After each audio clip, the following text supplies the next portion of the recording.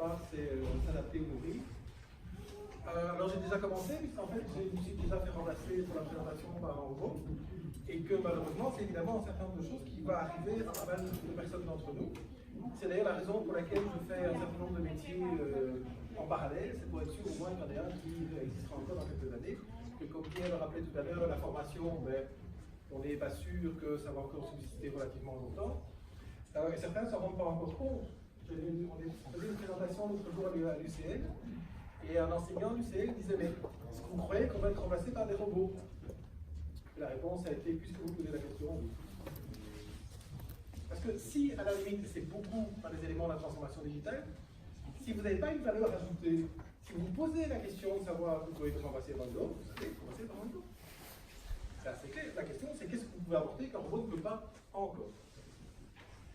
Alors, on est dans un univers qui change très très vite, qui change de plus en plus rapidement.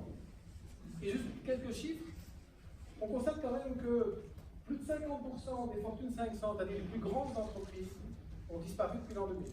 Ne sont plus dans le classement des 500 plus grands. Et plus de 80% des patrons d'entreprise considèrent qu'ils vont être disruptés. Alors, disrupter, ça veut dire quoi? Ça veut dire qu'en fait, c'est quelqu'un qui n'a rien à voir avec votre secteur qui prend votre place. C'est Airbnb par rapport aux hôtels. C'est Uber par rapport aux taxis. C'est Amazon par rapport à la logistique. Donc, c'est des gens que vous ne regardiez pas. Des gens qui faisaient autre chose que votre métier. Alors, le gros problème qu'on a aujourd'hui, c'est que dans la plupart des entreprises, on navigue à vue. Donc on regarde ce qui se passe, on évolue, on regarde, et puis on se rend compte que la disruption existe, on se rend compte que tout le monde est connecté, et on ne sait pas trop comment faire, on ne sait pas très bien ce qu'on va faire avec ça. Le problème, c'est qu'il faut être très agile. Il faut être très agile et il faut être capable de réagir très très vite, parce que si vous laissez le taureau arriver, bah, il n'y a pas une deuxième chance. Et donc ça va très très vite. Et donc ça nécessite aussi, et mes collègues en parleront, c'est aussi le fait d'avoir une certaine ouverture d'esprit et regarder ce qui se passe à l'extérieur. Regarder les potentialités de l'évolution. Alors ça, c'est un peu le monde d'aujourd'hui.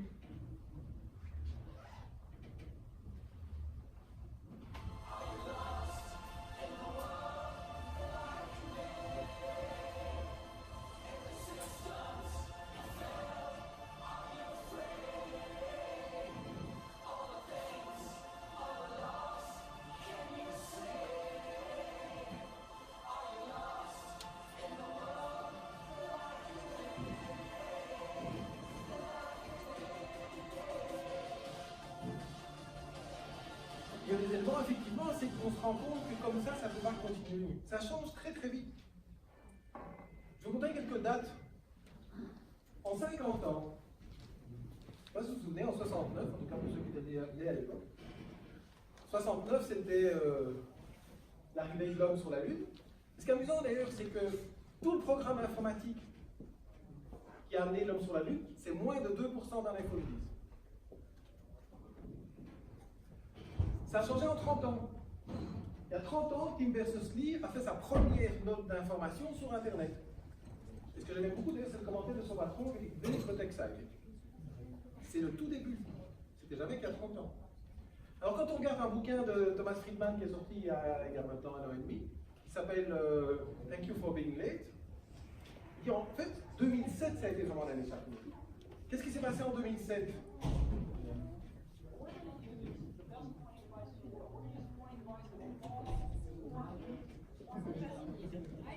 L'arrivée de l'iPhone.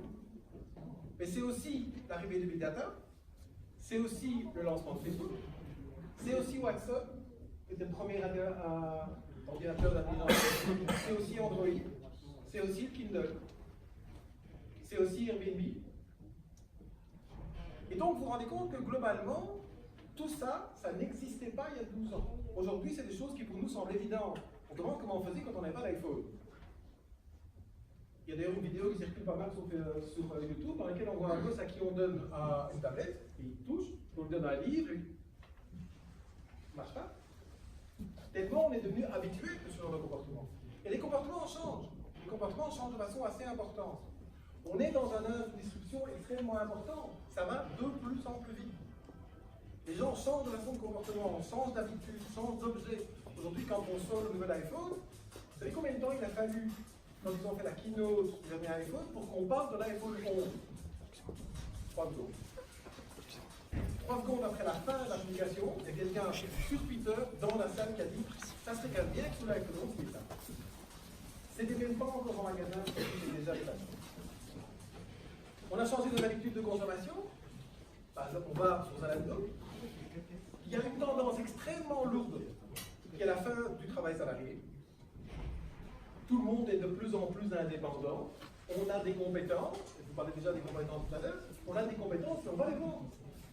Et on va les vendre pendant un certain temps. Dans le bouquin Disruption, que je vous recommande d'ailleurs, il dit en fait ceux qui seront encore salariés dans 10 ans, ça sera les plus mauvais. Ceux qui n'auront pas réussi à vendre leurs compétences. Il y a déjà des États aux États-Unis dans lesquels il y a plus d'indépendants que de salariés.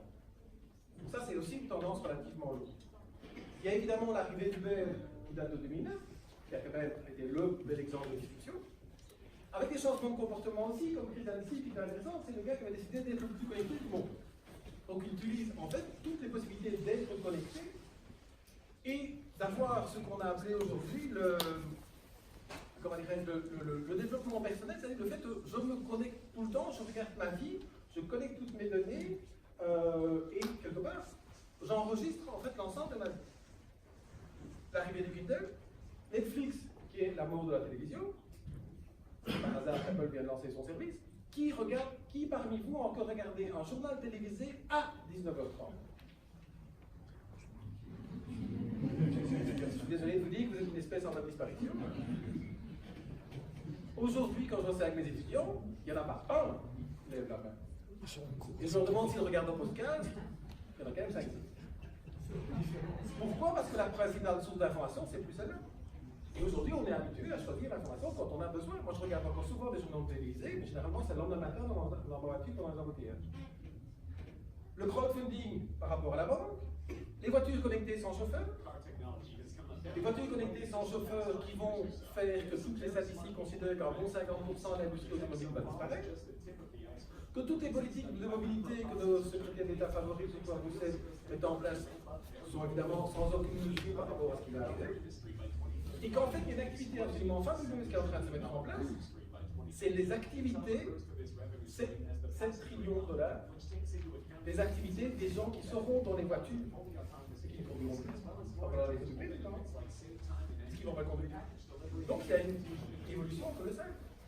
C'est l'arrivée des robots, avec Sophia, qui a été interrogée sur CNBC et sur CNN, qui ressemble de plus en plus à un être humain. Alors de temps en temps, il y a encore ils gardent encore le côté technologique pour qu'on ne fasse pas trop la différence. Le problème, c'est qu'aujourd'hui, on est capable de faire un robot qui ressemble vraiment à un humain. Et voilà, il y a des discussions éthiques par rapport à ça. Ce qui est intéressant, c'est quand on a demandé à cette charmante robot, et tiens, en fait, c'est intéressant, sur les discours, c'est je vais aider les humains à comprendre le digital. Et puis, un journaliste qui a dit, mais vous allez faire quoi avec les humains? Et spontanément, il répond à des phrases, on va s'en débarrasser. Et donc, le programmeur qui a dit, ça c'est un bug, on va corriger. Mais le rôle avait quand même dit. Spotify sur la consommation de la musique. Et puis, il y a des choses qui commencent à arriver tout doucement. Vous imaginez quelqu'un qui pouvait faire off? Pourquoi pas? Quelque part. Donc, il y a des contrastes qui sont en train de se mettre en place aussi, qui sont quand même relativement importants et qu'on voit. Je prends l'exemple de l'enseignement. Ça, c'est une classe en 1918, relativement classique, avec des métiers qui étaient les métiers de l'époque. Donc, il y avait une cohérence. Aujourd'hui, c'est une classe. Qu'est-ce qui a changé? La photo est en couleur. C'est les mêmes études qu'on donne aux mêmes profs. Ma fille a terminé romane. Elle n'a pas eu plus que 15 heures de cours de technologie, dans lequel en gros, on lui a appris à faire un bug. Qui est quand même hallucinant, on est quand même en 2019. Par contre, ce qui est intéressant, c'est que vous voyez la classe, ça c'est les métiers d'aujourd'hui. Il n'y a pas à l'ouvrier, hein. Ça marche tout seul. Or, il existe déjà des technologies, il y a déjà des classes connectées, il y a déjà des outils. Alors pourquoi c'est comme ça? Et ça, c'est un des gros problèmes que nous avons, mes chers collègues et moi, c'est la résistance au changement. Parce que les gens n'aiment pas changer. Et on est tous comme ça. Je suis certain que quand vous allez au bureau, vous prenez tous les jours le même chemin. Sauf quand dans l'embouteillage, vous suivez Waze. Mais a priori, dès que l'embouteillage est fini, vous allez prendre le même chemin. Moi, je bosse avec mes étudiants tous les ans. Ils s'assiedent le premier jour, le premier cours à un endroit, pendant toute l'année, ils s'assiedent à la même place. Enfin, je regarde avec le premier rang, parce que mais c'est comique, c'est toujours les mêmes, à la même place. Donc, on a ça un peu en nous, par contre. Alors, un truc intéressant aussi, c'est, on a beaucoup dit, là, avec Internet et l'arrivée des réseaux, etc., c'est, voilà, la connaissance, c'est le pouvoir. Alors, c'était vrai. C'était vrai quand c'était Francis Bacon, c'était vrai quand c'était au XVIe siècle, mais aujourd'hui, quand on regarde la librairie du Congrès et qu'elle fait un nombre d'exabits absolument hallucinant, on a dit qu'en fait, il est devenu aujourd'hui impossible de tout savoir. Par contre, ce qui est intéressant et qui pose des questions en entreprise, c'est quand vous êtes votre patron favori qui vous demande de faire quelque chose et vous lui renvoyez un rapport, il s'attend évidemment à ce que vous ayez regardé tout ce qui est possible de savoir. Et comme par hasard, il va évidemment tomber sur une information que vous n'avez pas vue. On va dire, enfin, comment tu as pu voir ça, c'était sur Internet. Mais il y a beaucoup de choses sur Internet. Donc, aujourd'hui, fondamentalement, tout le monde part avec la même base de connaissances.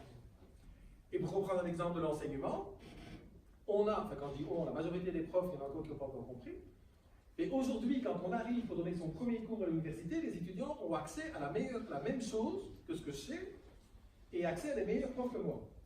D'ailleurs, je leur dis, je leur donne même des vidéos, ils doivent les voir, pas de raison.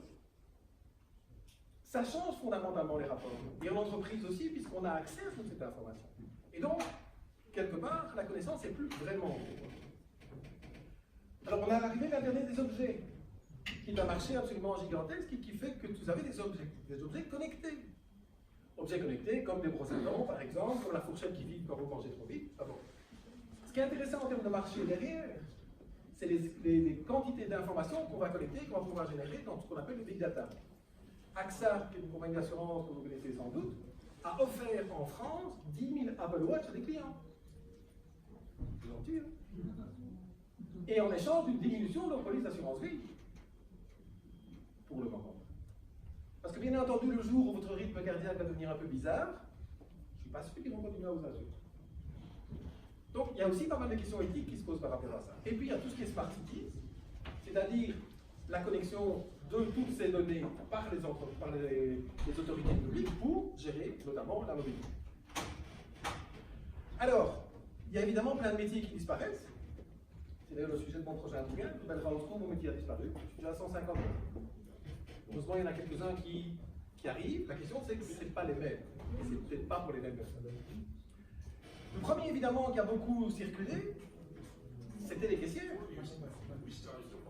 Alors, Pierre Lelon parlait tout à l'heure du fait qu'on licencie dans les entreprises. Il y a un truc qui est hallucinant. Ça a apparu il y a 4 ans.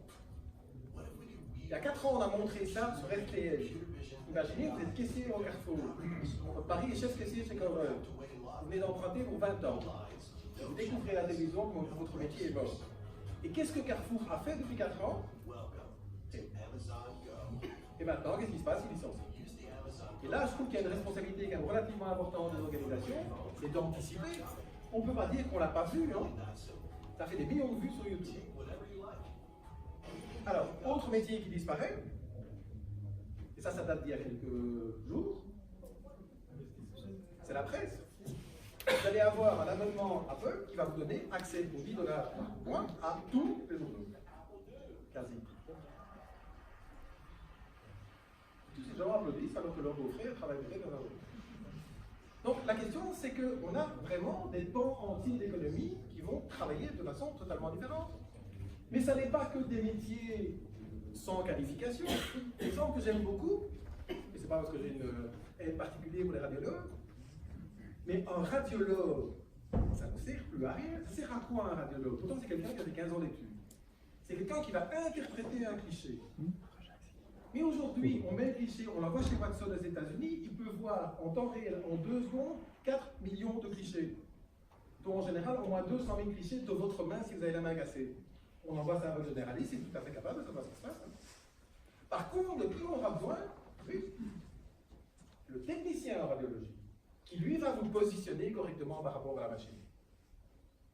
Donc, les métiers qui vont disparaître ne sont pas nécessairement des métiers de base, il y a des métiers à haute valeur ajoutée qui n'auront plus d'intérêt. Alors, évidemment, les fermiers, Les grandes entreprises fermées, aujourd'hui, c'est des machines. On a eu beaucoup de discussions sur l'évolution, oui, c'est les travailleurs immigrés qui viennent. Non, c'est fini. Les travailleurs immigrés vont se faire bouffer aussi. Aujourd'hui, c'est dans les grandes exploitations, c'est des machines automatiques. Les exploitations sont contrôlées par drone. Et on sait quand il faut le faire. Les vaches sont contrôlées par drone et par intelligence artificielle pour savoir exactement quand elles sont prêtes à l'élever. Sans parler évidemment des ouvriers d'usine, ça évidemment c'est assez clair. Aujourd'hui, l'usine, ce n'est plus une usine comme celle-là, c'est évidemment essentiellement technologique. Et l'exemple notamment d'entrepôts et autres, c'est ça, c'est des robots qui ont le grand avantage de ne pas être syndiqués, de travailler 24 heures sur 24. Évidemment, que j'ai pas vu cette phrase d'ailleurs. On dit en fait, pourtant c'est une phrase qui date d'il y a un certain temps, et dit en fait l'usine du futur, c'est en fait une usine dans laquelle il y aura un humain et un chien. L'humain il servira à donner à manger au chien, le chien s'occupera de ce que l'humain ne touche surtout pas aux machines. Alors tous les chauffeurs Uber, les chauffeurs de camions, etc., on a déjà plusieurs millions de kilomètres aux États-Unis qui sont faits par des camions où il y a encore un chauffeur dedans. Ce qui est intéressant d'ailleurs, c'est que le look des camions n'a pas changé. Il y a toujours une vitrine devant, il y a toujours un siège devant. Bon, je pense qu'on va rapidement enlever ça parce que ça ne sert plus à rien. Les chauffeurs de taxi, et avec un taux d'accident qui est évidemment infiniment moindre. Aujourd'hui, il y a eu 2 morts à cause de voitures connectées sans chauffeur. 2 erreurs humaines. Oui. Alors, il y a quelques débats intéressants au niveau philosophique. Il va falloir programmer les voitures. En leur disant, tiens, vous arrivez dans une rue et devant vous apparaissent en même temps une mère de famille avec un enfant, un vieillard et un adolescent. Voilà, vous tuez qui? Mais ça peut nous arriver aussi, à part qu'on n'a pas été programmé, et donc on va, je ne sais pas, fermer les yeux, tourner à droite, à gauche, on ne sait pas ce qu'on va faire à ce moment-là, ça peut arriver. Et là, il va falloir expliquer à cette machine comment il faut faire. C'est intéressant.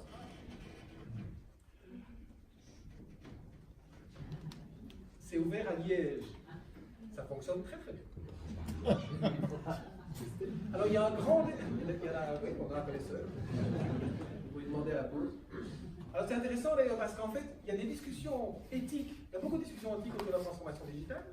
Et une qui est intéressante, c'est qu'en fait les féministes disent que c'est absolument scandaleux. Parce que déjà la production c'est des batteries, mais là c'est vraiment clairement mettre en place des objets qui sont des femmes. Donc en termes de réflexion philosophique, c'est quand même très intéressant, en tout cas, ça fonctionne.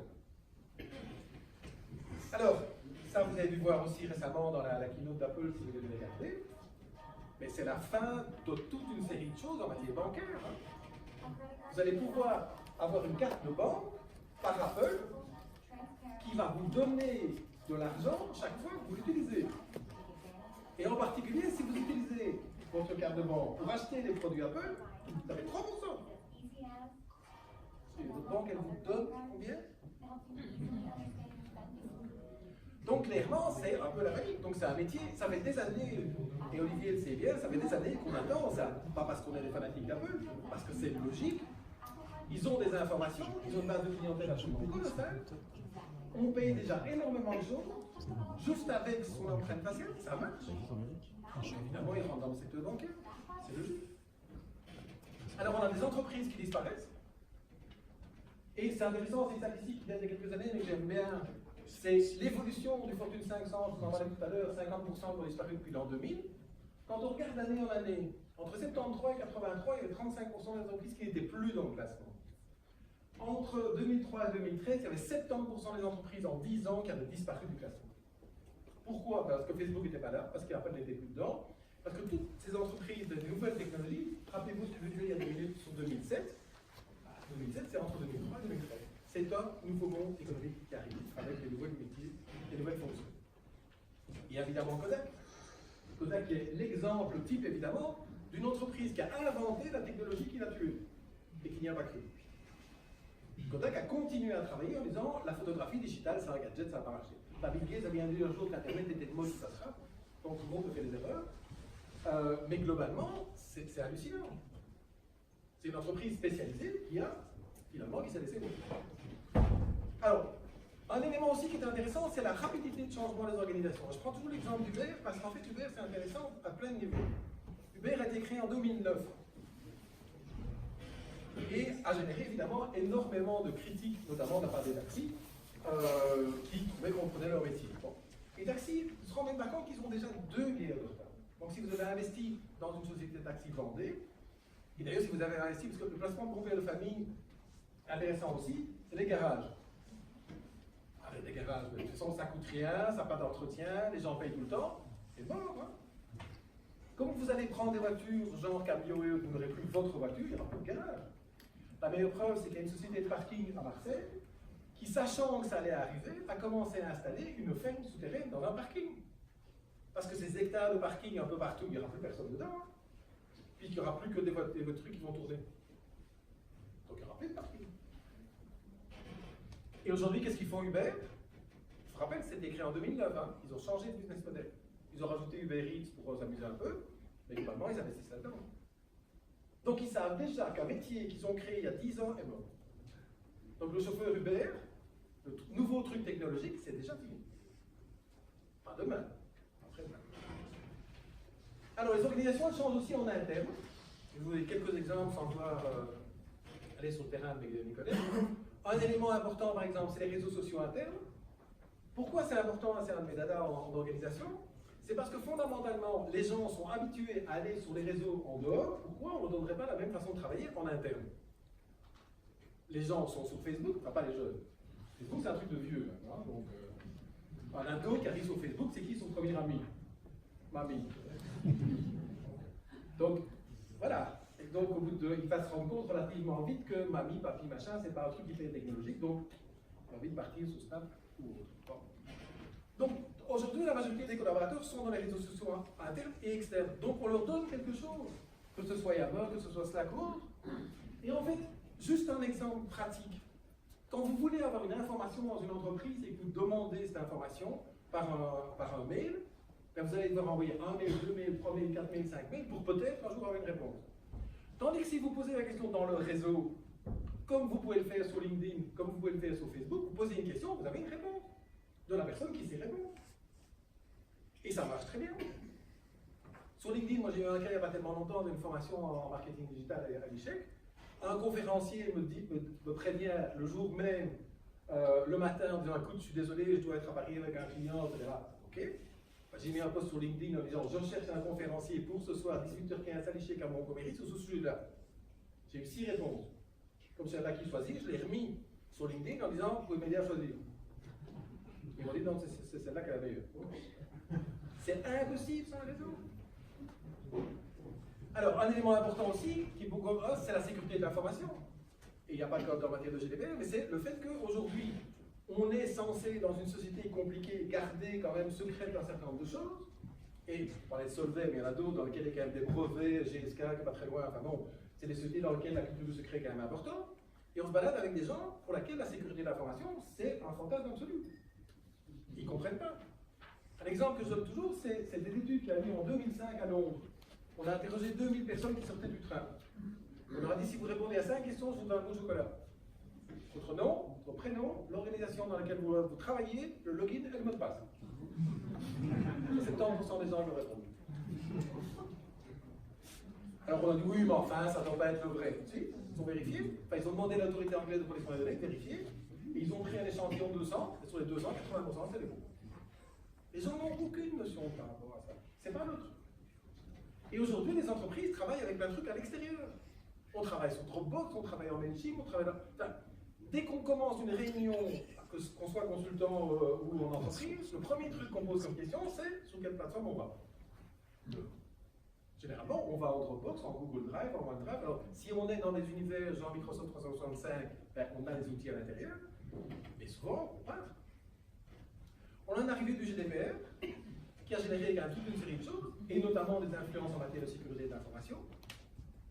Ce qui a changé aussi, c'est les organigrammes. Un organigramme, c'était un truc relativement structuré, avec des gens au-dessus, en dessous, etc. Avec aussi, je dirais, avant la réduction des coûts, j'aime bien cette image assez vieille, mais dans laquelle il y a quand même 12 mecs qui regardent, il y en a un qui travaille, ce qui est évidemment plus possible aujourd'hui. Parce qu'aujourd'hui, en fait, les organigrammes, fondamentalement, ben, c'est des choses parfois extrêmement compliquées. Moi, j'étais directeur administratif financier pendant des années. Je n'ai jamais réussi à vendre à mes patrons, sauf le jour où j'ai fini par être directeur général, où j'ai fait ce que je voulais. Mais chaque fois que j'allais voir mon patron en disant voilà, je vous montre un organigramme, il dit non, non, non, non. Celui-là, tu ne peux pas le mettre là est-ce qu'il faut vraiment le mettre? Voilà. Et donc, en fait, l'organigramme, c'était une espèce de fantasme. Alors que ça devait être un truc opérationnel, c'est un fantasme du dirigeant. Donc, or, les organisations aujourd'hui, c'est quoi? C'est ça, hein? C'est un réseau. Et le patron, il est où? Il est pas au milieu, hein? Et on analyse aussi, et ça, on le fait en transformation digitale, on regarde les interactions. Et on se rend compte si le gars là qui est tout seul, pourquoi il est tout seul? Ben, il est arrivé hier, pas grave. Par contre, j'ai eu un cas intéressant, c'est quelqu'un qui avait juste deux liens, le directeur général et sa secrétaire. C'est la responsable de la communication, depuis 4 ans. On a un souci. Donc, ça se voit maintenant. C'est comme ça qu'on travaille. Alors, on a l'ergonomie. Alors, le contexte classique, c'était ça. Donc, on réfléchissait, il y a même des diplômes universitaires sur l'ergonomie, etc. Aujourd'hui, le contexte, c'est qu'on travaille n'importe où, n'importe comment. Et avec plusieurs trucs. J'aime bien celui-là parce qu'en fait, il a un Mac, une tablette, un iPhone et même une pomme. Donc, très rapide. Le côté command and control, qui était le bonheur total du dirigeant, il n'y a rien de plus facile pour diriger des gens en disant vous êtes tous cons, je suis le chef, vous ce que je dis. Bonheur, hein?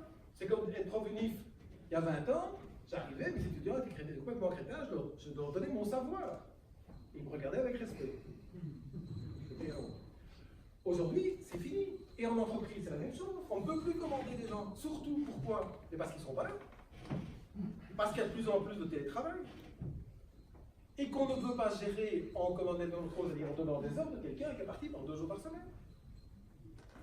Autre élément, par exemple, c'est la mort du silo. Le silo, c'était quoi? Le silo, c'était la comptabilité qui ne parle pas au marketing, qui ne parle pas à la production, qui ne parle pas à la vente. Aujourd'hui, c'est fini. Pourquoi? Mais en particulier à cause des réseaux sociaux, les gens se parlent de façon transversale. Il n'y a plus de hiérarchie dans la communication. J'ai eu un exemple de quelqu'un qui travaille dans une multinationale qui a demandé à son patron pendant 2 ans de l'aider à modifier une base de données parce que simplement ça l'embêtait, ça ne fonctionnait pas bien. Et son patron dit oui, je m'en occupe, il n'a jamais rien fait. Et à un moment donné, ils ont mis les réseaux sociaux internes dans l'entreprise. Et donc, cette collaboratrice a mis dans le réseau bonjour, est-ce que quelqu'un peut m'aider? Son patron a évidemment vu qu'elle avait mis, il a dit enfin, ce ne sera jamais. Le problème, c'est que le lendemain, ou je crois que c'était le surlendemain, quelqu'un à Washington lui a envoyé un truc en disant c'est fait. Alors, les silos dans la tête de son patron, c'est ça qui s'est passé là.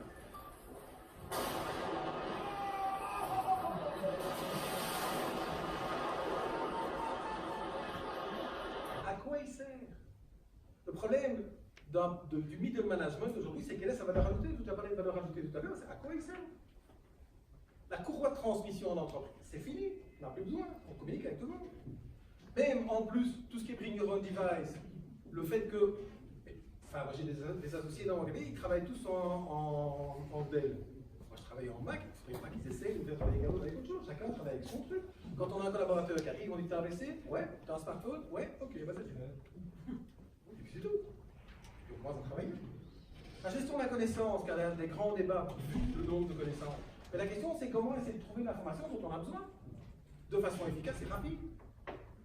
Et donc, c'est pour ça d'ailleurs qu'on parle de plus en plus de knowledge sharing et pas de knowledge management. Ça veut dire qu'en fait, quelqu'un qui est important aujourd'hui en entreprise, c'est quelqu'un qui partage, pas quelqu'un qui gagne. Et donc, il faut transférer l'information. L'intelligence collective, c'est qu'on puisse se passer l'information. Et donc, il faut qu'on change. Il faut qu'on change, il faut qu'on change relativement vite.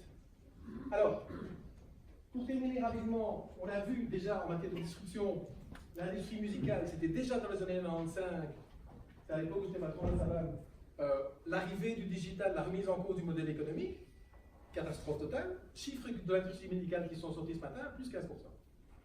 À cause du streaming, ou grâce au streaming. Donc, quelque part, l'industrie musicale a réussi à passer au-delà, qui va nous disrupter. Tout ce qui était print en 2010, aujourd'hui, on est dans le bancaire, etc. Il n'y a quasiment plus aucun secteur qui ne sera pas impacté. Et donc, qu'est-ce qu'il faut faire? Et il faut changer fondamentalement pour être une entreprise du 21e siècle. C'est se baser sur l'expérience, se baser sur le client, se baser sur l'agilité, évoluer rapidement parce que le produit qu'on est en train de vendre ou le service qu'on est en train de vendre, il va peut-être disparaître dans quelques jours, quelques semaines. On a eu un collaborateur qui nous disait, en fait, c'est c'est quoi mon plan de carrière? J'ai éclaté de rire, j'en sais rien. Dans 2 ans, je ne sais même pas si notre boîte existera toujours, on va peut-être été racheté, je ne sais pas, j'en sais rien. Je ne sais pas ce que moi je vais faire dans 2 ans. Donc, alors, comme je suis un grand fanatique d'Apple, Steve Jobs terminait toujours ces trucs par one more thing. Donc je vous ai donné 2 pour vous montrer l'état où on est. Elon Musk, l'homme qui envoie des Tesla dans l'espace, il a aussi investi dans une boîte qui est assez intéressante, qui s'appelle Neuralink. Et Neuralink, c'est une boîte dans laquelle on travaille sur les implants cérébraux pour améliorer vos capacités intellectuelles. Alors une question que je laisse à votre réflexion, vous avez des enfants, la puce électronique qui améliore le quotient intellectuel de votre enfant pour le faire passer de 120, qui est déjà pas mal, à 160, coûte 4 000 €. Une femme de ménage va s'endetter pour l'acheter. Est-ce que vous la mettez en place? Et dernière chose, la singularité. La singularité est atterrie de Kurzweil sur le fait qu'à un moment donné, on va pouvoir intégrer les robots et le corps humain. Ce qu'il appelle la singularité, c'est aussi le moment où les robots vont commencer à se rendre compte qu'ils sont conscients. Et que donc le next step, c'est est-ce qu'on a besoin des humains? Kurzweil n'est pas un cinglé. Kurzweil est un numéro 2 de Google et il a 750 millions de $ annuels pour travailler là-dessus. Le patron de Google a dit en conférence de presse, et on n'a pas arrêté, je veux être éternel. Donc on n'est pas dans la science. La seule chose dont on est sûr aujourd'hui, et ça date d'Héraclite, 2 minutes, c'est rien n'est permanent sur le changement. Héraclite, c'était il y a longtemps. Mais aujourd'hui, c'est hallucinant, ça change tout le temps. Et ce qui est très important pour vous et pour nous, à titre de conseil, c'est qu'en fait, aujourd'hui, si on ne change pas, en gros, on est mort, on descend du train. Notre train va continuer, et il va vite. Donc tout ce que je peux vous souhaiter, c'est bonne chance dans cet univers digital. Et je vais vous laisser juste une petite vidéo pour conclure sur la disruption, pour voir concrètement d'où vient en fait cette idée de disruption.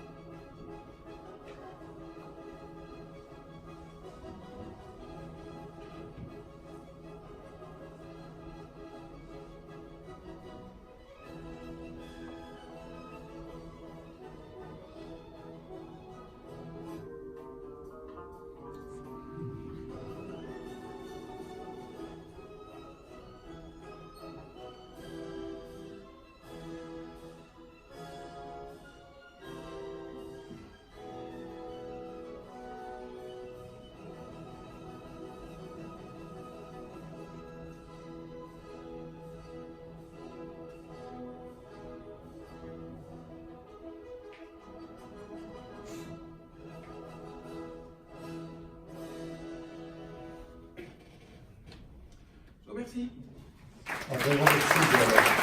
Je vais présenter Grégory, je vais me permettre que je le fasse. Donc, comme je l'ai dit au début, Grégory Mestron travaille depuis 27 ans, 8 ans dans ce sein de secret, et depuis maintenant 4 à 5 ans, Grégory est en charge des problématiques de transformation digitale au sein du groupe.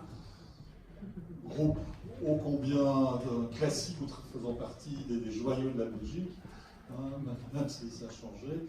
Et ce sont des métiers, des cœurs de métier, je pense, qui sont intimement différents de ceux qu'on a pu évoquer avec Uber. Oui. Voilà, la parole t'appartient pour aborder cette troisième facette, qui est la facette plus RH. Donc, bienvenue dans le cloud, puisque la présentation est en Google. Voilà. Et donc la première image, c'est une image qui a été prise à la Silicon Valley il y a 4 ans maintenant. Je crois que c'est toujours d'actualité et comme ça, peut-être davantage de commentaires. Donc moi j'avais envie de vous sensibiliser un peu à pourquoi et comment devenir des acteurs de votre transformation digitale, à la fois au niveau individuel et à la fois au niveau collectif, au niveau des organisations. Alors, voilà, donc petite présentation. Donc, ça fait plusieurs années maintenant que je suis dans l'équipe digital chez Solvay. J'ai eu la chance donc, de faire une super learning expedition au début de cette aventure à la Silicon Valley avec un grand message qui était la singularity, qui est définie là-bas comme étant on fait 10 exposants 9 fois mieux, 10 fois mieux et pas une petite amélioration de 10%, ça ne sert pas à grand chose. Et donc l'Amérique, elle a le sentiment de travailler pour le monde entier. C'était une expérience assez intéressante. Et l'année dernière, j'ai eu l'occasion d'aller à Shenzhen. Je ne sais pas si vous connaissez Shenzhen. Quelqu'un, oui, c'est la Silicon Valley chinoise. Donc c'est probablement une des villes les plus modernes du monde aujourd'hui. Où, de retour de Shenzhen, je me suis dit, il se passe quelque chose. La Chine a 10 ans d'avance. Tout ce qui se passe à la Silicon Valley, on le voit tous les jours sur Internet. Ce qui se passe en Chine, on est beaucoup moins conscientisé. Quoique, si vous suivez la presse ces derniers temps, Alibaba à Liège, Thunderpower à Charleroi, le centre de recherche à Louvain-la-Neuve, ce matin Xiaomi. Xiaomi, ça vous parle? Qui connaît Xiaomi parmi vous? Xiaomi. Alors, Xiaomi était connu pour étant la société qui copiait les iPhones. Et depuis lors, c'est devenu une société avec une nouvelle façon de travailler. On parlait de disruption tout à l'heure. Elle est en train de disrupter le marché des plateformes d'objets connectés. Et donc, je vous invite à aller voir sur Internet l'article, je pense que c'était sur RTL, Xiaomi qui va s'implanter en Belgique, qui va vendre toute une série d'objets connectés de façon tout à fait unique. Donc, tout ça m'a donné beaucoup d'idées, beaucoup d'inspiration, beaucoup de partage aussi. Et voilà, donc dans Digital Awareness, il y a une chose qui est Solvay, c'est 27 ans chez Solvay, et depuis le 1er janvier, j'ai créé une petite structure d'accompagnement au niveau de l'entreprise personnelle pour sensibiliser justement. Et j'avais été nommé l'année dernière un des Bologna Digital Champions, où on essaye un petit peu aussi de créer quelque chose, une ressource entre beaucoup de personnes qui ont l'expérience en fait. Voilà, alors aujourd'hui je vais vous parler très brièvement de la digitale et de la technomania. On a déjà un peu abordé à la fois la technologie, à la fois le new way of working et le digital. Et surtout vous parler de plans d'action initiatives pour vous donner des exemples pratiques et concrets de ce qui a été fait, de ce qui marche, de ce qui ne marche pas, de ce qui est aujourd'hui, en tout cas une certaine idée de ce qu'on peut faire dans ce type. Alors quand on parle de digital mania, j'ai mené pas mal de workshops, de discussions, etc. Et on demande aux gens, mais c'est quoi le digital pour vous? On obtient plein de réponses différentes. Alors, dans la majorité des cas, on nous parle de ce qui se passe ici, dans la colonne de gauche, avec les smartphones, les outils collaboratifs, Internet, les applications sur son iPhone et autres. Et puis, il y a aussi, on l'a évoqué dans les deux épisodes précédents, tout ce qui est technologie, blockchain, on ne comprend pas ça après, parce qu'on parle surtout du Bitcoin, l'impression 3D, la suppression des stocks, de la logistique, des drones qui permettent de faire des tas de trucs, etc. Donc ça c'est un peu la culture générale. Et quand on creuse un petit peu, en fait, le digital, qu'est-ce qu'il apporte? C'est cette faculté d'analyser des données. Et ces données qui sont analysées, qui permettent de faire des prédictions, des scénarios, permettent d'aboutir évidemment à des plans A, plan B, plan C, à des décisions qui influencent les stratégies, qui permettent aux entreprises d'aller vers des nouveaux secteurs, d'aller vers des nouveaux clients, d'avoir des nouveaux marchés, et quelque part, c'est de créer de la valeur. Donc le but de cette transformation digitale, ça a été illustré également dans les autres exposés, c'est de créer de la valeur qui se matérialise évidemment dans des euros, des dollars, des sous. Alors l'histoire, je ne vais pas vous la refaire, vous avez déjà vu, on avait pas mal de choses très significatives, les vidéos de l'association. Premier exposé, on a parlé d'Internet, des réseaux sociaux, qui ont permis à monsieur et madame tout le monde de se connecter avec d'autres personnes, un Argentin, un Brésilien, un Thaïlandais, de suivre son parcours sur Twitter. Mais quand même, dans l'entreprise, ce n'était pas pareil. Donc, il existe des réseaux sociaux, il y a Google+, Workplace, mais la collaboration personnelle et la collaboration en entreprise, ça n'a rien à voir. Quand vous êtes chez vous et que vous voulez vous exprimer sur la politique, sur le sport, sur l'économie, permettez de gérer votre avis personnel. En entreprise, c'est un peu plus délicat parce qu'il y a des jeux d'influence, parce qu'il y a des priorités, parce qu'il y a des objectifs, etc. Et ça ne fonctionne pas du tout de la même manière. Les plateformes, on les a vues, ici, Amazon, eBay, etc. Et aujourd'hui, on est passé dans l'ère du 4.0, un de ces chiffres, et donc c'est l'arrivée du digital. Le digital, c'est quoi? C'est en fait l'association du physique et du digital, avec des données, des plateformes et autres. Et en fait, les l'exemple qui est là, c'est l'exemple, un exemple pour les dames.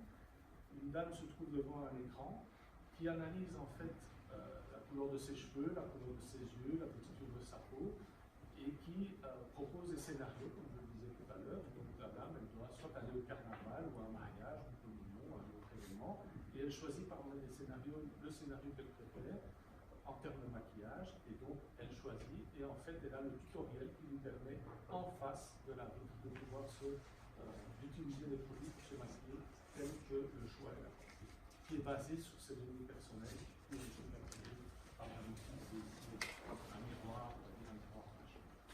Alors, ça peut paraître fantaisiste, et ça c'est le futur. Le futur, c'était le 28 mars à Paris, au salon du digital, et de plus en plus, vous allez entendre parler de ce Donc on est dans cette mouvance un peu folle, difficile à suivre, parce qu'on ne se rend pas compte. Dans le cadre de l'un ou l'autre workshop, j'ai souvent la remarque de dire ouais, ça c'est un peu différent, avant que ça arrive. Oui, sauf que quand ça arrive, c'est bien trop tard. Et il suffit de voir un peu les exemples. Proximus, qui doit licencier 1900 personnes, mais en engage 1200 parce que les profils ne sont pas les mêmes. BNP Paribas, ou bien la FNAC, les exemples sont légion. Et chaque fois, la raison, c'est la digitalisation. Alors, effectivement, je suis bien d'accord sur le fait que les technologies, un peu plus cette publicité, avec ce slogan, c'est l'organisation, sont les personnes qui gèrent la technologie. La technologie elle est là pour aider. Et là, en haut à droite, vous avez une image de Las Vegas, où faites-vous chaque année les fameux CES, Consumer Exposition Show, et où les technologies sont montrées de manière extraordinaire, etc. Et ce qu'on constate au CES, c'est qu'en fait, depuis quelques années, on a très peu de choses innovantes, très peu de choses qui sont extraordinairement différentes. On a surtout des choses qui arrivent vraiment à maturité. On parle maintenant de l'intelligence artificielle du big data. J'entendais la réflexion tout à l'heure, c'est un argument que j'évoque aussi, le big data c'est comme le sexe pour les ados, etc. C'est vrai, mais ça devient de plus en plus réel aujourd'hui, avec des exemples de plus en plus concrets qui permettent aux entreprises de gérer des choses de manière prédictive, analytique, etc. Quand on peut mettre de l'ordre dans ces données, on en retire un avantage extraordinaire. Et c'est ce que bien souvent les startups qui discutent les sociétés ont comme avantage, c'est qu'elles travaillent sur le client et qu'elles arrivent à des données très claires et qu'elles donnent des services très personnalisés, rapides, efficaces, parfois même gratuits en partie, qui permettent de vendre d'autres choses qui font du business intérêt. Alors vous avez vu tout à l'heure Amazon Go, c'est ce qui va nous arriver très bientôt. C'est très étonnant d'ailleurs que ce ne soit pas encore là. Ceci, c'est une vidéo de Google Assistant. Donc, Google Assistant, tu peux réserver un restaurant pour moi, la table dehors, jeudi 19h30 pour 4 personnes. Merci Google. Hop. Et Google se charge de prendre des contacts avec le restaurant, de faire les réservations, de faire des propositions alternatives si ce n'est pas possible, etc. Donc, on est dans ce monde où l'assistance devient vraiment liée à ce que vous avez dans votre poche. C'est vraiment tout est là-dedans, et vous pouvez l'utiliser pour rendre des services. Et puis ceci, c'est quelque chose que vous connaissez peut-être moins, c'est Beachboy. C'est une société qui fait de la réalité virtuelle avec de l'intelligence et du machine learning. Et donc vous mettez les casques devant les yeux et vous vous retrouvez face à une personne virtuelle à qui, l'exemple ici est un vendeur, à qui vous devez vendre un produit. Et basé sur les mots que vous utilisez et votre hélice, vous avez un bulletin qui est vous avez bien fait ceci, vous n'avez pas bien fait ceci, on vous recommande cela. Et au plus le système est utilisé, et au plus il devient intelligent, au plus il donne des résultats probants, et au plus il améliore la performance des vendeurs. Et ça, vous pouvez l'imaginer dans d'autres contextes, en formation. Ça peut être aussi un outil qui peut être utilisé en termes de recrutement. Et donc la première version, effectivement, elle prend du temps à être développée, elle a un coût, mais vous pouvez la faire payer une milliers de fois, et chaque fois, le système s'améliore. Voilà, donc c'est un panel d'exemples, et on pourra en sortir d'autres. Puis, voilà, il y a quand même des références, Gartner, qui nous dit, en fait, le futur, et c'est ce qui nous arrive maintenant de plus en plus, c'est qu'on va travailler avec des outils qui vont s'interconnecter les uns aux autres, via le cloud, etc. On est vraiment dans cette mouvance. Alors, tout ça c'est bien joli, c'est de la technologie, c'est pas ça qui génère les situations, c'est ça qui permet d'aider à trouver des solutions. Et derrière ça, il y a quoi? Il y a des business cases, il y a des demandes des clients et du marché. Il y a vos compétiteurs qui arrivent, il y a vos clients qui ont vu que quelque part il se passait quelque chose et ils font un nouvel appel. Un exemple concret que je peux vous donner chez Solvay, c'est L'Oréal qui débarque en disant voilà, nous on veut travailler avec vous, on veut continuer à travailler avec vous si vous mettez en place une blockchain par rapport au fait que vous extrayez des produits en Inde, vous envoyez en Amérique pour être traité, vous nous délivrez pour faire le produit fini. Bon, ok, blockchain ne connaît pas, comprend pas, qu'est-ce qu'on peut faire, analyse de la situation, et finalement, collaboration entre les deux entreprises, mais quelque part, c'est devenu une demande express du client qui était, ça passe ou ça casse. Vous ne faites pas, si vous ne faites pas, c'est pas votre de marché. Il y a plein d'exemples concrets qu'on peut donner. Mais derrière tout ça, il ne faut pas oublier une chose, c'est que ce sont des êtres humains qui font les transformations. Donc on peut imaginer tout ce qu'on veut, les différents niveaux de management, alors les niveaux de management qu'on va y revenir, et donc derrière toutes ces transformations sont des êtres humains. Alors, en général, on essaie de scinder deux choses, en tout cas dans notre organisation, c'est le court terme, c'est qu'aujourd'hui, il faut être plus compétitif, et chaque jour, plus compétitif encore. Donc c'est l'aspect excellence, compétitivité, opérationnelle. Et pour ça, ce qu'on appelle la digitalisation, c'est remplacer un contrôle papier par un contrôle tablette avec les moniteurs connectés, par exemple. Et là, la question, c'est comment est-ce que je vais accompagner les collaborateurs aujourd'hui pour faire en sorte qu'ils puissent s'adapter à la situation et développer des choses par eux-mêmes pour être de plus en plus efficaces, faire des choses plus simples et plus rapides. Et de l'autre côté, qu'est-ce qu'on a? C'est comment préparer mon avenir, comment faire en sorte que j'ai aussi une équipe qui prépare les choses pour que l'entreprise puisse évoluer, parce que ce qui est vrai aujourd'hui ne sera pas demain. Et donc, si on est seulement dans le court terme et dans le quotidien, on ne va pas pouvoir préparer l'avenir. Et ce ne sont pas les mêmes personnes qui gèrent ces deux choses. Et elles doivent être interconnectées au travers des différentes choses qu'on va voir par la suite. Voilà. Et donc, on en a déjà parlé. Donc, il y a l'aspect customer experience. Alors, partout dans les grandes sociétés, partout sur Internet, dans plein de choses, vous entendez parler de customer obsessed, customer service, customer sim, customer experience. Donc, forcément, on a cette vision d'aider, d'être au service de son client, de mieux servir le client pour qu'on puisse se développer. Et de l'autre côté, on parle aussi de user experience. Parce que quelque part, les employés à tous les niveaux sont les principales personnes qui vont mettre en place et mettre en œuvre cette différence. Donc moi j'aime bien parler de ces deux volets et de séparer en fait la compétitivité, c'est le fait de digitaliser, il faut le faire aujourd'hui, il faut être plus compétitif, mais il faut surtout simplifier, on a beaucoup de choses qui viennent du passé qui sont vachement compliquées, les gens ont du mal à changer, donc les choses ne sont pas toujours évidentes, et en fait on doit personnaliser. Aujourd'hui, chacun d'entre nous a envie d'avoir les informations dont il dispose au moment où il en a envie. Il a envie d'acheter des choses qu'il a envie au moment où ça lui plaît, au prix où ça lui plaît et de la manière où ça lui plaît. Donc il faut vraiment faire attention. De l'autre côté, il y a l'employabilité. Il faut faire en sorte que les gens soient à la fois compétents et ouverts au changement et s'adaptent aux nouvelles façons de faire, aux nouvelles mentalités, et puissent non seulement comprendre, mais se connecter et interagir entre eux. Des équipes isolées, ça ne va pas aider, il faut vraiment que les équipes soient en contact avec la personne.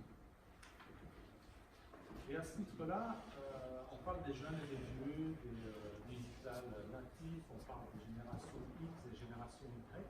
Et effectivement, il y a des différences en termes d'usage, mais l'expérience, elle est vraiment du côté, je dirais, des personnes un peu plus âgées, alors que peut-être que les jeunes ont une autre façon de s'exprimer, d'interagir, mais dans un sens, on doit absolument les associer.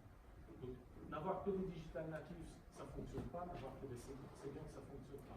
Donc, il y a vraiment un mix à avoir entre les deux. Et ce qu'on constate, en tout cas dans les grandes entreprises, c'est que travailler avec des startups, c'est pas facile.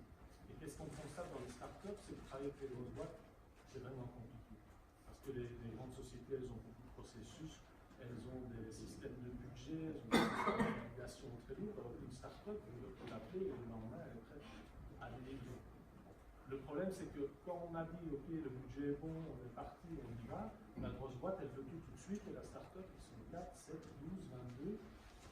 Pas évident de délivrer en un mois et demi, 3 mois, la grande boîte. Donc là, il y a pas mal de choses qui interagissent et qui sont compliquées à mettre en place.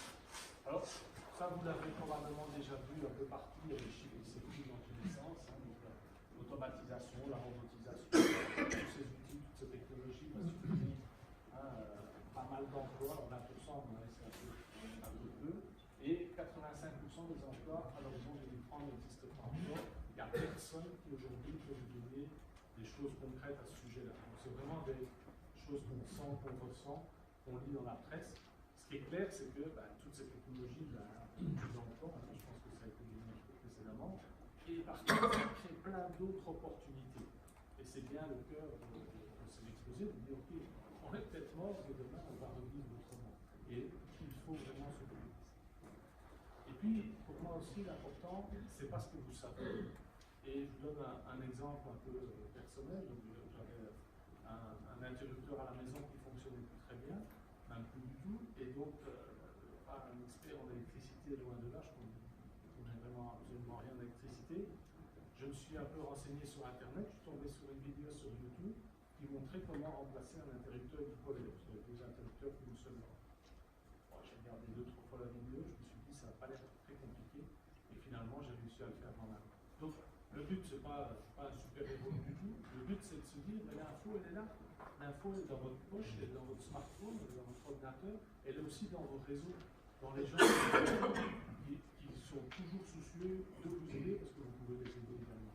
Donc l'information, la connaissance, elle est là, elle est disponible. Ce qui est vraiment important aujourd'hui, c'est votre capacité à interagir, à être agile et à vous ouvrir à de nouvelles choses. Alors en parlant des new ways of working, on arrive à des choses pratiques. Donc, on parle beaucoup de 4B aujourd'hui. Le 4B, c'est les briques, c'est les créateurs, les bytes, c'est les crèmes. Alors on aime bien montrer les beaux bureaux avec des meubles verts, orange, jaune, le panneau de basket, les bandes dessinées, le ballon de basket, etc. Tout ça c'est très marrant, très comique. Ce qu'on voit dans tous ces grands open space assez sympas, c'est que les gens ils ont leur casque et leur micro, et qu'en fait ils se parlent plus trop entre eux, puisqu'en fait ils travaillent aussi avec des gens qui sont sur d'autres sites, à l'étranger, parfois même avec des réseaux, des fuseaux horaires différents, etc. Voilà, donc il y a du pour et du contre. Ce qui est surtout important, c'est de changer les comportements. Parce que comme on l'a vu, le télétravail se développe beaucoup, on a des espaces de coworking, on a des gens qui sont ailleurs. Et donc au niveau du management, aujourd'hui, au niveau des collaborateurs, on n'est plus du tout dans le même contexte de cette pyramide avant où les chefs disaient, le chef disait que aujourd'hui les gens ont des objectifs, ils travaillent par objectif, ils ont beaucoup d'autonomie et ils peuvent se gérer eux-mêmes. Et donc, on travaille en étroite collaboration et en réseau, la plupart du temps, avec d'autres personnes qui sont ailleurs. Donc, la philosophie est complètement différente. Les bytes, c'est le matériel qu'on met à votre disposition, les plateformes, les smartphones, le Wi-Fi, j'espère que ça fonctionne plutôt bien. Et le brand, c'est la manière dont la boîte se vend pour garder son personnel et aussi attirer des personnes. Alors, la notion de talent, on parlait tout à l'heure, c'est un mot un petit peu tabou, on ne sait pas qui est talent, qui n'est pas talent, etc. Je crois que tout le monde a du talent dans quelque chose et qu'en fait on doit juste chercher sa voie et se diriger vers des choses qu'on peut aimer. Et donc on est dans ce monde de fou, où voilà, c'était le 14 mars, BNP, une grande annonce. Voilà, donc maintenant ils ont même des collaborations holographiques. Et puis, vous avez vu l'info, elle est passée aussi il n'y a pas longtemps. Maxime Prévost à Bruxelles et son hologramme à Namur. Donc on est dans le domaine du possible. Il y a 2 ans, à Silicon Valley, 3 ans à Silicon Valley, il parlait d'installer des hologrammes dans les voitures autonomes. Parce que comme on l'a dit, dans les voitures autonomes, on n'a plus rien à faire. Donc le but du jeu, c'est de nous faire dépenser de l'argent dans la voiture.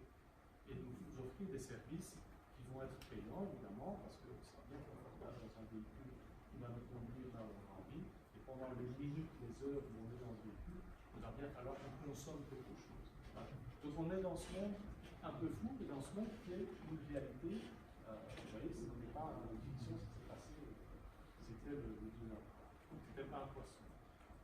Voilà. Alors, call to action. Donc moi, ce que j'invite beaucoup à faire, et pendant les 2 années dernières où j'ai beaucoup mené des campagnes de sensibilisation, c'est vraiment de responsabiliser les gens par rapport à leur employabilité. Donc on est chacun responsable de sa formation.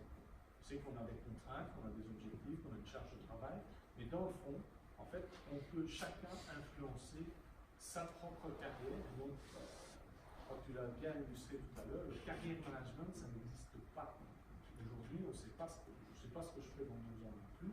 Je sais que fin d'année dernière, je me suis réorienté et j'ai des idées en tête. J'essaie de faire certaines choses. Mes choix vont influencer probablement mon avenir. Et je ne déciderai pas de tout. Il y aura plein de contraintes, il y aura plein d'avantages, plein d'inconvénients, etc. Néanmoins, je vous invite, c'est vraiment le message que j'essaie de faire passer, c'est de chercher autour de vous, de vous connecter, mesurer les choses, d'avoir des interconnexions avec les uns avec les autres, de faire appel, de faire entrer en contact. Alors vous avez des managers, vous avez des RH, vous avez des collègues, vous avez des partenaires, des clients, des fournisseurs, il y a plein de monde, il y a des voisins, vous avez de la famille, des voisins, il y a plein de gens qui tournent autour de vous, qui font des tas de trucs super intéressants et qui peuvent vraiment vous influencer, faire en sorte que vous augmentez en fait votre environnement au niveau de vos intérêts. Et quelque part, c'est apprendre. Et donc, comme je l'ai dit, la connaissance est plutôt sur Internet ou dans le smartphone. Donc, ouvrez-vous à l'étape. Alors, au niveau des organisations, ce qu'on a mis en place, principalement ces 2 dernières années, c'est le fait d'avoir une équipe qui fait la différence. Donc, il y a un niveau hiérarchique qui fait la différence, parce que si vous voulez vraiment avoir un impact, il faut quand même que votre niveau hiérarchique puisse, ou votre situation puisse être influente, sinon ça ne sert pas à grand-chose. On veut mesurer la maturité, donc il faut savoir d'où on part et voir où on va arriver. C'est toute une analyse qui peut être faite par rapport à votre situation.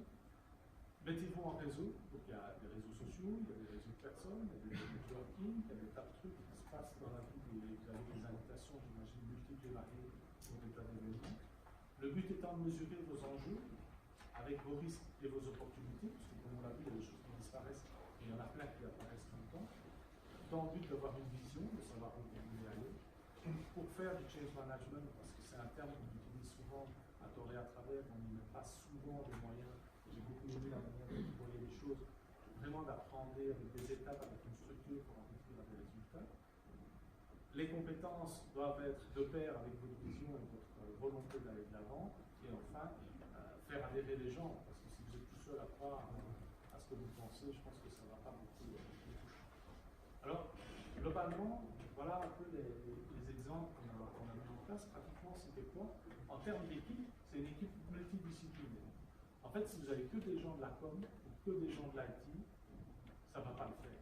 L'idée, c'est d'avoir vraiment un panel avec des gens qui s'occupent de l'opérationnel. J'ai dit, on va être compétitif et avoir une efficacité opérationnelle à court terme. Des gens qui travaillent sur le long terme, sur les nouveaux business, sur les nouveaux marchés, sur les nouvelles opportunités. Des gens qui travaillent sur la culturation, des gens qui sont plus spécialisés dans le change management. Des gens qui sont plus spécialisés dans le domaine collaboratif.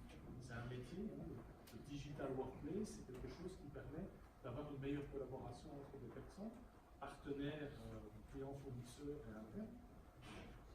Avoir des réseaux, mais cette fois-ci des réseaux à l'intérieur, d'avoir des champions, d'avoir des ambassadeurs, tout le monde connaît quelqu'un qui est un expert dans quelque chose. Et je vais vous donner 2 exemples très concrets.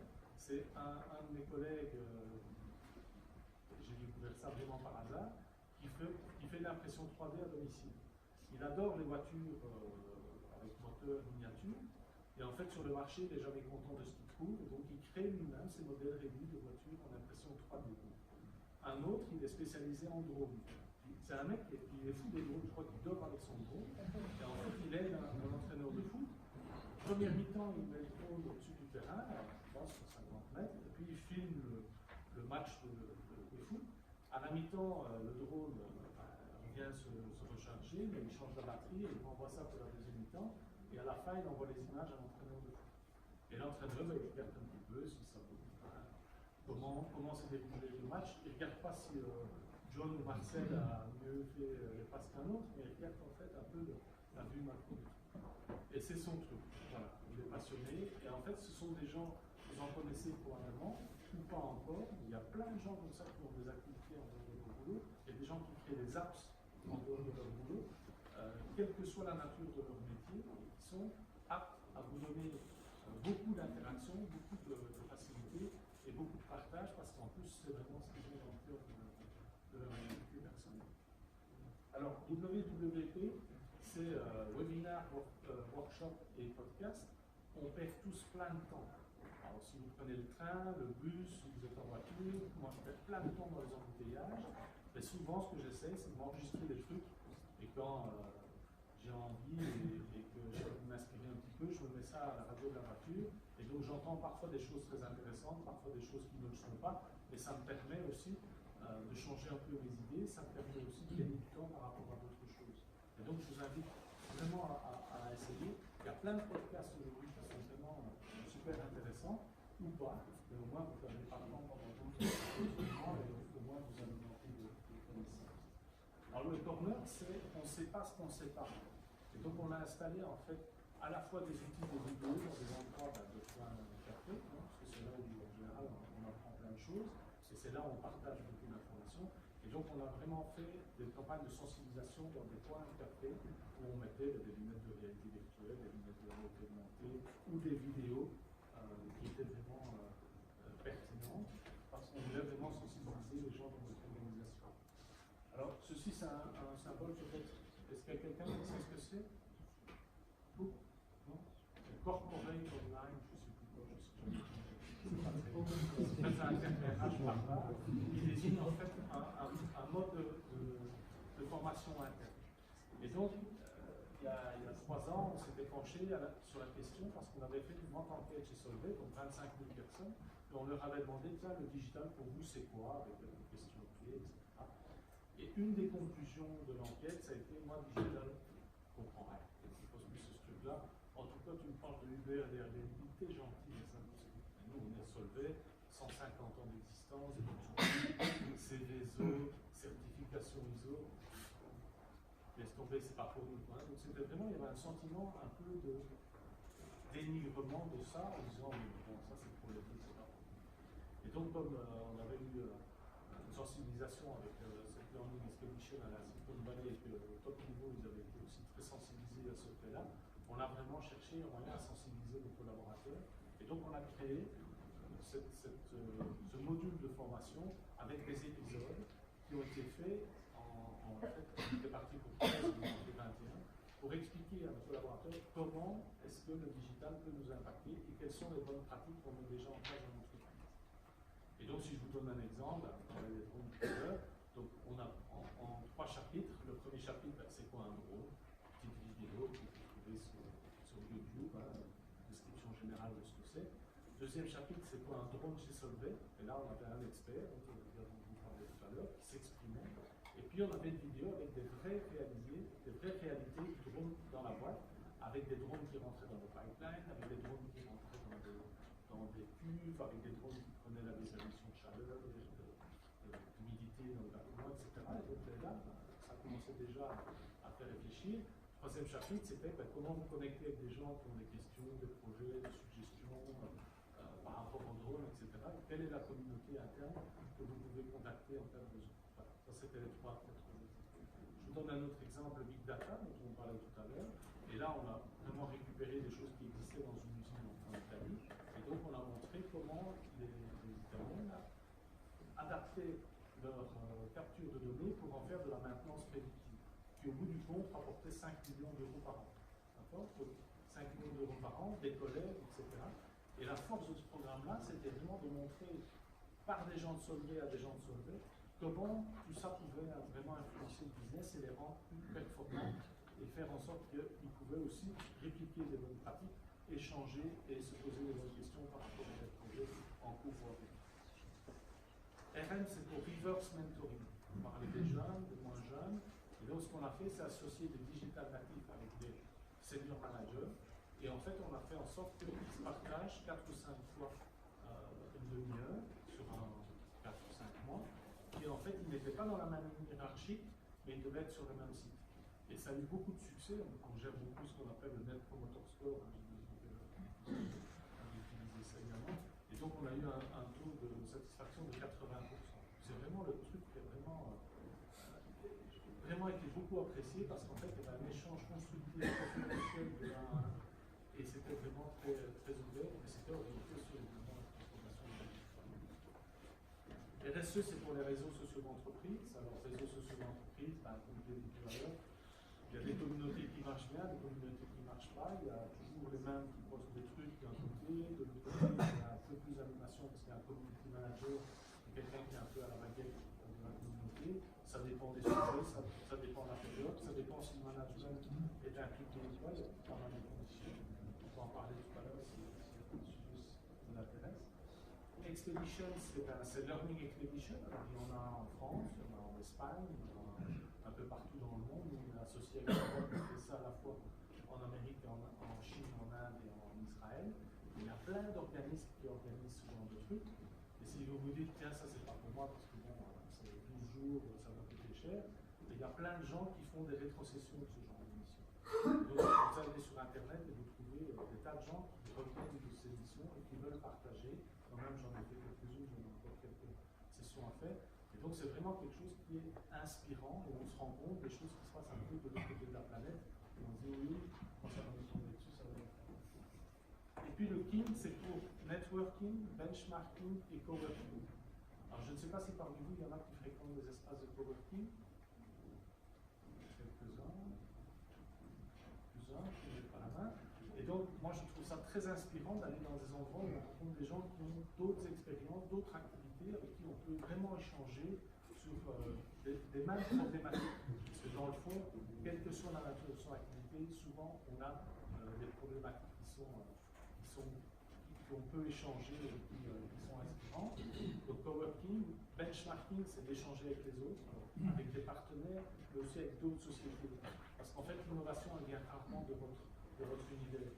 Elle vient quand vous discutez avec des boîtes qui sont complètement dans un autre domaine que le vôtre. Si nous, dans la chimie, on reste que dans la chimie, on ne va pas être inspiré énormément. Par contre, si on discute avec des boîtes qui font des pneus, des boîtes qui font des voitures, des boîtes qui font de l'aérospatiale, des boîtes qui font de la téléphonie, il y a des idées qui jaillissent et on dit tiens, ils font ça comme ça, nous, c'est pas applicable, mais par contre, on peut peut-être, c'est voilà comment ça se passe. Et donc, benchmarking à l'intérieur de l'organisation, à l'extérieur notamment, je pense que ça a tout son sens. Et alors, les studios, c'est un petit peu l'illustration de ce que tu évoquais avec le design thinking. C'est le fait de mettre une équipe ensemble, aussi une équipe pluridisciplinaire ensemble pendant un petit moment pour arriver à ce qu'on appelle le minimum level product, qui permet d'arriver à quelque chose qui est soit on y va, soit on n'y va pas. Mais en un temps très court avec un budget très limité. Donc c'est exactement le point que je vous ai donné tout à l'heure. Sauf que quand on parle, je donne un petit truc des Chinois, quand on parle de design thinking aux Chinois, ça va être beaucoup rigoler parce qu'ils sont déjà au service. Ils ont déjà l'étape plus loin en pensant vraiment aux finances directives. C'est vraiment une histoire de mentalité différente. Et donc, eux pensent déjà mobile first et only mobile. Voilà, alors en termes de conclusion, je pense que c'est un message que j'aime bien, qui est la meilleure façon de prévoir son avenir, c'est de le créer soi-même. Alors je sais qu'on a plein de contraintes, on ne peut pas gérer tout seul, mais je pense que il y a des choses qu'on peut influencer. Et pour certains d'entre vous, j'imagine que vous connaissez Fred Polantonio, il m'envoie le lundi un petit truc d'inspiration. Et son dernier truc d'inspiration, c'était Nous sommes nos choix. Et ça m'a bien inspiré. Je trouve que ça a du sens. Et donc, ce qui fait la différence, c'est vous. C'est vous. En fait, ce sont les êtres humains qui font les transformations et qui sont au cœur de toutes ces modifications en tant que client, ce qu'on influence aussi, ce qu'on aime bien, nos besoins personnels, rapides, efficaces, qui correspondent à nos envies. Et donc, le pourquoi, c'est anticiper, survivre. On l'a vu, et survivre, ça ne veut pas dire qu'on va continuer demain à faire la même chose qu'hier.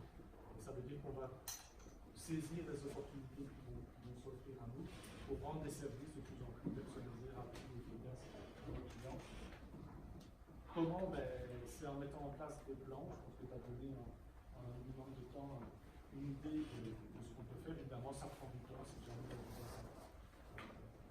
Et ça demande de la réflexion, des interactions, de la collaboration, de l'ouverture, des analyses détaillées. Et je pense que c'est ça, c'est mettre en place un plan et des initiatives cohérentes et structurées.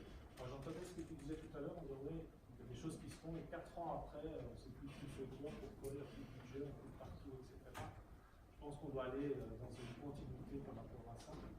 Et donc, mon message, voilà, c'est qu'il y a plein de choses qui existent et